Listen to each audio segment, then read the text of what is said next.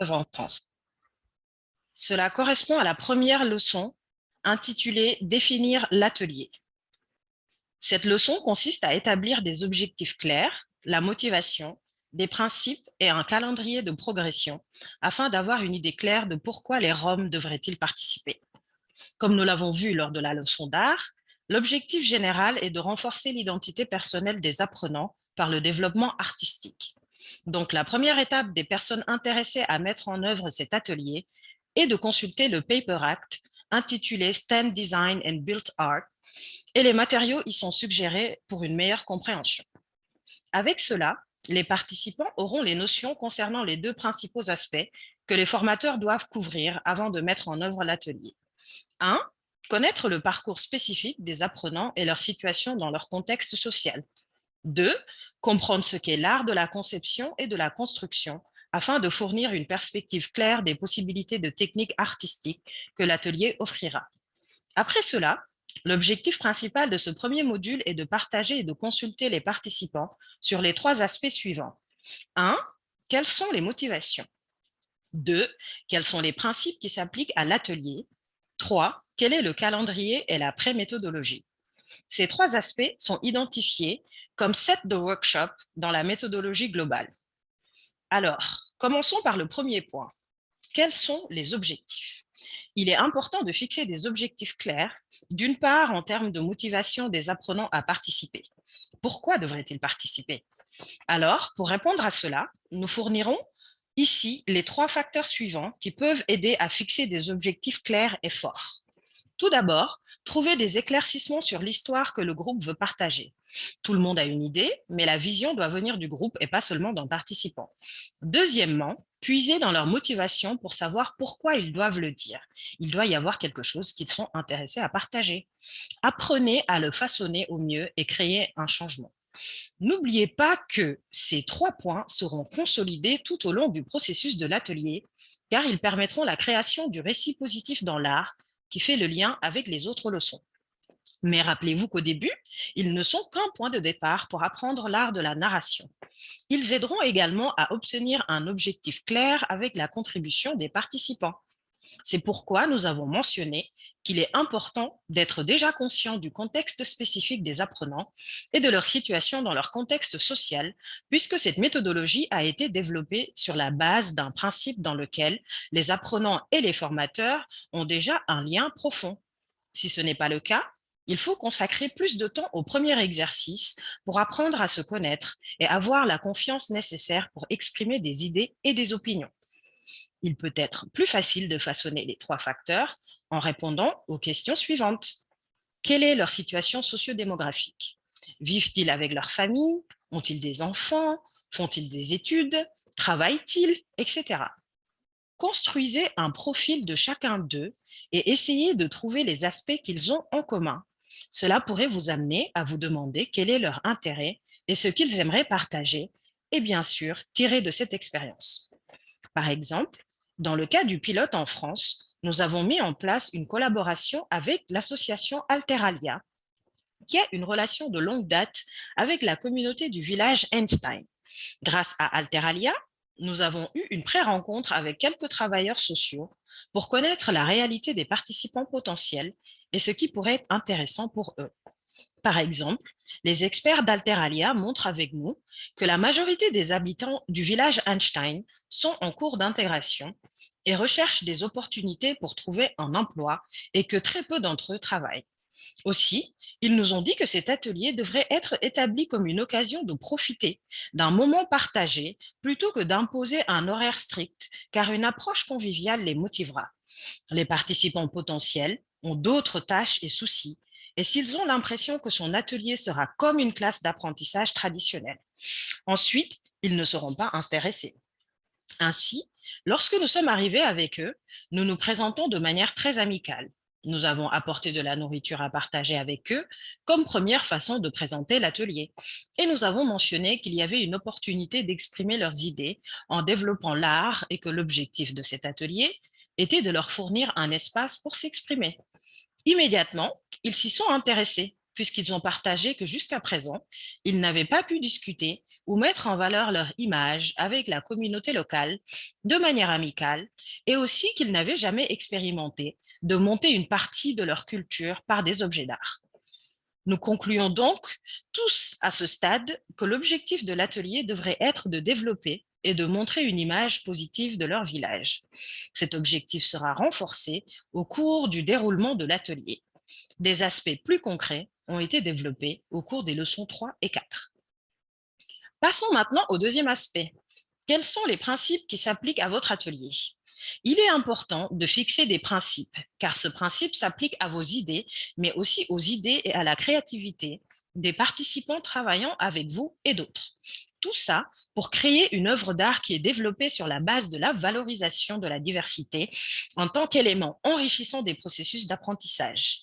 Par conséquent, l'éducation inclusive reconnaît la diversité des besoins, des aptitudes et des compétences dans le processus d'enseignement. Veuillez garder cela à l'esprit tout au long des activités et sachez qu'en tant que formateur, vous devez aider les participants à bien comprendre les activités. Dans le cadre de l'atelier Stein Design and Build Art, nous orientons toutes nos actions pédagogiques dans une approche droits humains. Cela signifie que toutes les lignes d'action développées dans l'atelier pédagogique doivent défendre et protéger vos droits humains et ceux des participants en tant que population apprenante. Pour avoir plus d'informations sur les types de principes qui peuvent aider à un bon processus, veuillez consulter le module 5, Enseignement inclusif et apprentissage acceptable. Par exemple, le principe de non-discrimination est au cœur des activités que vous ferez, ce qui signifie que tout le monde devrait avoir accès à l'éducation. La notion de discrimination englobe toute distinction, exclusion, limitation due à l'ethnicité, à la sexualité LGBT, à la condition, à l'opinion politique, à l'origine nationale ou sociale, à la position économique, à la naissance ou à toute autre situation dont le but ou le défaut est de détruire ou d'altérer l'égalité. Après avoir discuté de l'objectif avec les apprenants, nous avons discuté des principes qui devraient guider cet atelier et ceux qu'ils ont mentionnés étaient les suivants. Respecter, penser positif, être flexible. Quels sont le calendrier et la pré-méthodologie?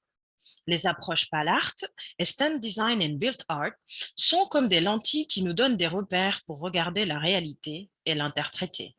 Ils nous fournissent des éléments pour l'analyser et agir en conséquence. Cependant, comme vous l'avez vu pour cet atelier, il existe de multiples approches et matériaux que vous pouvez utiliser, de sorte que les opportunités de créer de nouveaux chemins dans les ateliers sont illimitées. L'importance est de garder la méthodologie macro de cet atelier avec les 7 phases. 1. Définir l'atelier. 2. Explorer l'identité. 3. Manipulation de la technique. 4. Production d'œuvres d'art. 5. Discours d'œuvres d'art. 6. Exposition artistique. Et 7. Évaluation.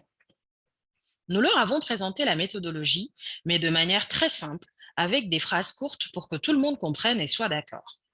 De plus, comme vous l'avez compris maintenant, cet atelier est différent des autres, car il n'y a pas de structure générale quand il s'agit de la création de l'objet. Tout le reste de l'atelier vous a montré le processus pour arriver à l'œuvre d'art avec une technique spécifique, tandis que cet atelier vous a montré quelles sont les étapes dans lesquelles vous pouvez donner aux apprenants la décision de choisir le matériel et les techniques. L'élaboration des formulaires d'évaluation dépendra des formateurs. Plus c'est détaillé, mieux c'est pour analyser l'effet positif que l'atelier a fait sur eux. N'oubliez pas de faciliter la tâche. Les évaluations peuvent être traduites dans la langue romani de la communauté si nécessaire. Voici quelques exemples de questions qui peuvent vous aider à élaborer votre formulaire d'évaluation. Le niveau des valeurs ira de très satisfait à très insatisfait.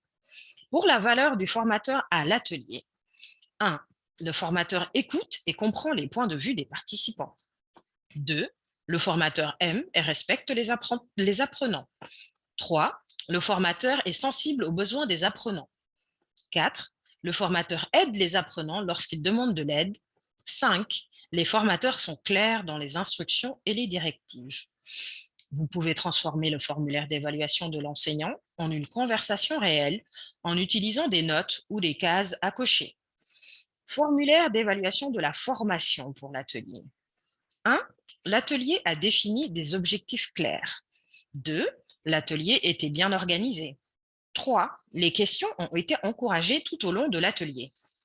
4. Le contenu était bien organisé. 5. L'atelier a répondu à mes attentes. 6. Je contribue aux décisions prises en atelier.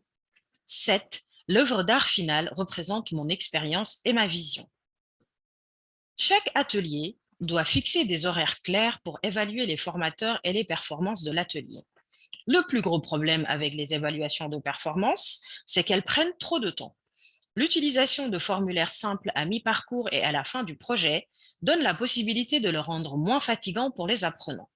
Un formulaire d'évaluation de l'apprenant doit inclure des questions d'autoréflexion afin que vous ayez une idée de la façon dont il se voit. Il devrait également donner aux apprenants la possibilité de donner des commentaires constructifs et des questions ouvertes. Visite du musée. Comme première introduction à l'art, il est recommandé de fournir des exemples d'un artiste et de ses œuvres avant la mise en œuvre de l'exercice 1. Consultez le Paper Act de Stand Design and Build Art pour voir les exemples. De plus, il est recommandé d'inviter à cette session des artistes pour discuter avec eux de leurs œuvres et de leurs messages. Cela aidera les apprenants à identifier les aspects de leur chronologie qu'ils aimeraient mettre en évidence dans les œuvres d'art pour positionner leur identité dans leur contexte social.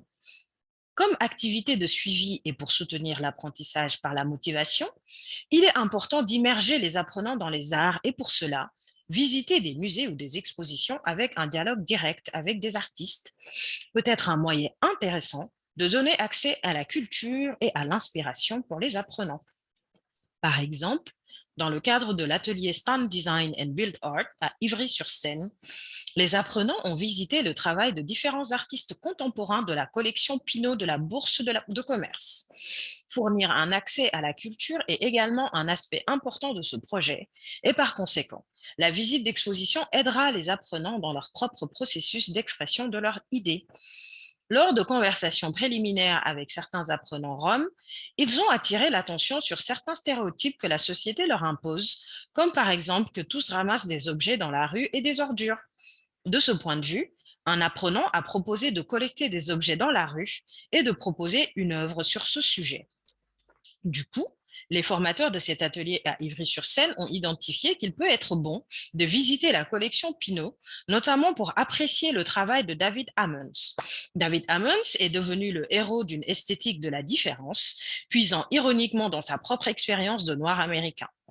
L'artiste, en bousculant les symboles trop lisses ou les stéréotypes mouvants, a su aborder avec acuité les questions de race, de classe, d'histoire de l'art et d'héritage de l'esclavage. Avec un tel succès, il a été amené à rejeter les compromis de la réussite artistique, redéfinissant l'art selon ses propres termes et souvent en dehors des lieux traditionnels. Pour certaines œuvres, l'artiste récupère des matériaux dans la rue. Remarque, cet artiste n'a pas besoin d'être un artiste rom. Parfois, il est recommandé de ne pas fournir d'exemple de l'artiste direct de sa culture pour ne pas bloquer l'originalité en raison de la tendance à reproduire ce qui a déjà été fait. Par exemple, ils peuvent parler d'un artiste local ou d'un artiste international bien connu comme Frida Kahlo. Merci pour votre attention.